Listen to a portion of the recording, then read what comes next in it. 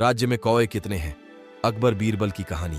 एक दिन बादशाह अकबर अपने मंत्री बीरबल के साथ अपने महल के बाग में घूम रहे थे।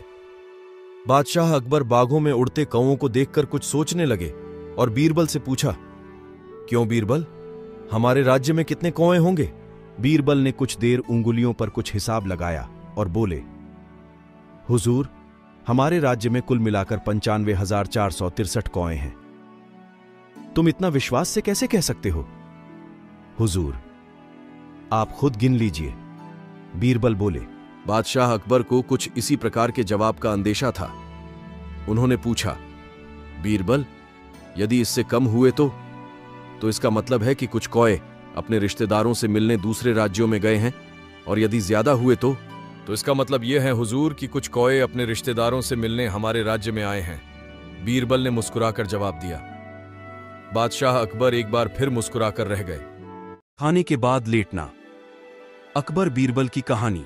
दोपहर का समय था। राजा अकबर अपने दरबार में बैठे कुछ सोच रहे थे। अचानक उन्हें बीरबल की कही हुई एक बात याद आई। उन्हें याद आया कि एक बार बीरबल ने उन्हें एक कहावत सुनाई थी जो कुछ इस तरह से थी, खाने के बाद लेटना और मारने के बाद भागना एक सयाने मनुष्य की निशानी होती है। राजा सोचने लगे, अभी दोपहर का समय है, यकीनन बीरबल खाने के बाद सोने की तैयारी में होगा। चलो, आज उसकी बात को गलत साबित किया जाए। यह सोचकर उन्होंने एक सेवक को आदेश दिया कि इसी वक्त बीरबल को दरबार में उपस्थित होने का संदेश दिया जाए। बीरबल अभी खाना खाकर बैठे ही थे कि सेवक राजा का आदेश लेकर बीरबल के पास पहुंचा।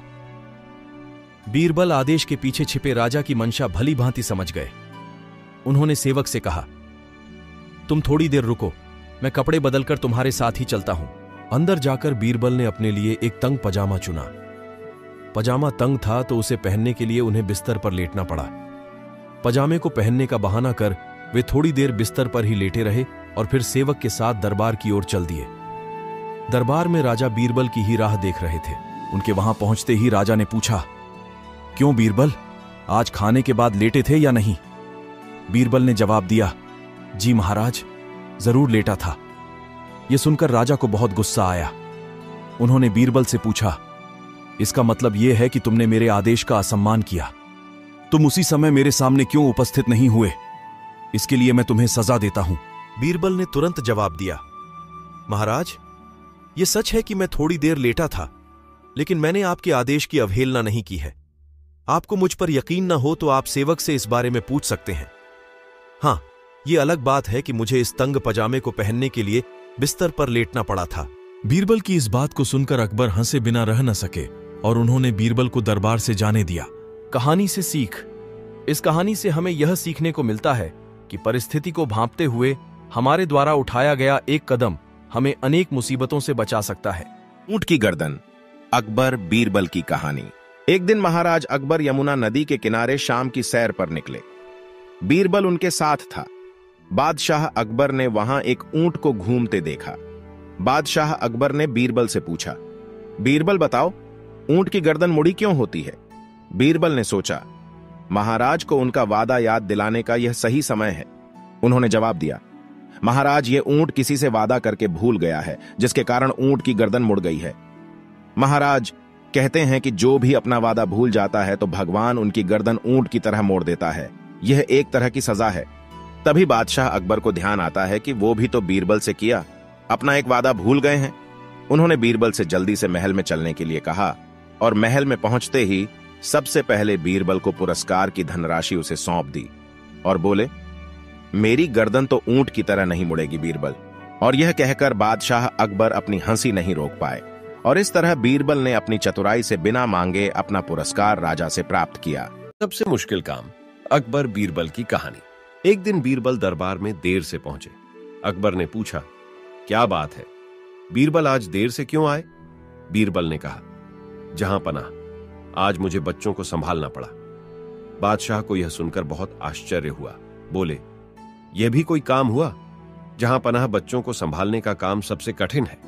जब यह काम सिर पर आ पड़ता है तो कोई भी काम समय पर नहीं हो पाता।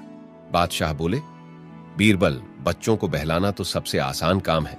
उनके हाथ में कोई खाने की चीज दे दो या कोई खिलौना थमा दो, बस काम बन गया। बीरबल ने कहा, बादशाह, आपको इसका अनुभव नहीं है, इसलिए आपको यह काम आसान लगता है। जब आप यह साफ साफ अनुभव करेंगे तो आपको मेरी बात समझ में आ जाएगी। चलिए, मैं छोटे बच्चे का अभिनय करता हूं और आप मुझे भला कर देखिए। अकबर तुरंत राजी हो गए।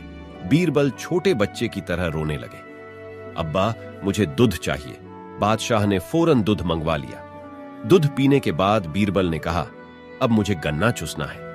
बादशाह ने गन्ना मंगवाया और उसके छोटे छोटे टुकड़े करवा लिए, मगर बीरबल ने उसे छुआ तक नहीं, वह रोता ही रहा। रोते रोते वह बोला, अब्बा, मुझे पूरा गन्ना चाहिए।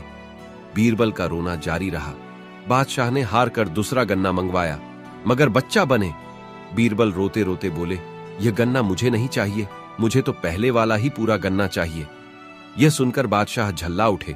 उन्होंने कहा, बकवास मत कर, चुपचाप चुस ले। कटा हुआ गन्ना अब पूरा कैसे हो सकता है? नहीं, मैं तो पहले वाला गन्ना ही लूंगा। बादशाह यह सुनकर क्रोधित हो उठे। अरे है कोई यहां? इस बच्चे को यहां से ले जाओ। बीरबल हंस पड़े। बादशाह को स्वीकार करना पड़ा कि बच्चों को संभालना वास्तव में बहुत मुश्किल काम है। रेत और चीनी, अकबर बीरबल की कहानी। बादशाह अकबर के दरबार की कार्यवाही चल रही थी। तभी एक दरबारी हाथ में शीशे का एक मर्तबान लिए वहां आया। बादशाह ने पूछा, क्या है इस मर्तबान में? दरबारी बोला, इसमें रेत और चीनी का मिश्रण है। वह किस लिए? फिर पूछा बादशाह अकबर ने। माफी चाहता हूं हुजूर, दरबारी बोला, हम बीरबल की काबिलियत को परखना चाहते हैं। हम चाहते हैं कि वह रेत से चीनी का दाना दाना अलग कर दें। बादशाह अब बीरबल से मुखातिब हुए। देख लो बीरबल, रोज ही तुम्हारे सामने एक नई समस्या रख दी जाती है। अब तुम्हें बिना पानी में घोले इस रेत में से चीनी को अलग करना है। कोई समस्या नहीं जहां पनाह, बीरबल बोले, यह तो मेरे बाएं हाथ का काम है। कहकर बीरबल ने मर्तबान उठाया और चल दिया। दरबार से बाहर बीरबल बाग में पहुंचकर रुका और मर्तबान में भरा सारा मिश्रण आम के एक बड़े पेड़ के चारों ओर बिखेर दिया। यह तुम क्या कर रहे हो? एक दरबारी ने पूछा। बीरबल बोले, यह तुम्हें कल पता चलेगा। अगले दिन फिर वे सभी उस आम के पेड़ के नीचे जा पहुंचे। वहां अब केवल रेत पड़ी थी। चीनी के सारे दाने चींटियां बटोरकर अपने बिलों में पहुंचा चुकी थीं। कुछ चींटियां तो अभी भी चीनी के दाने घसीट कर ले जाती दिखाई दे रही थीं। लेकिन सारी चीनी कहां चली गई? दरबारी ने पूछा। रेत से अलग हो गई, बीरबल ने कहा। सभी जोर से हंस पड़े। बादशाह ने दरबारी से कहा कि अब तुम्हें चीनी चाहिए तो चींटियों के बिल में घुसो। सभी ने जोर का ठहाका लगाया और बीरबल की अक्ल की दाद दी।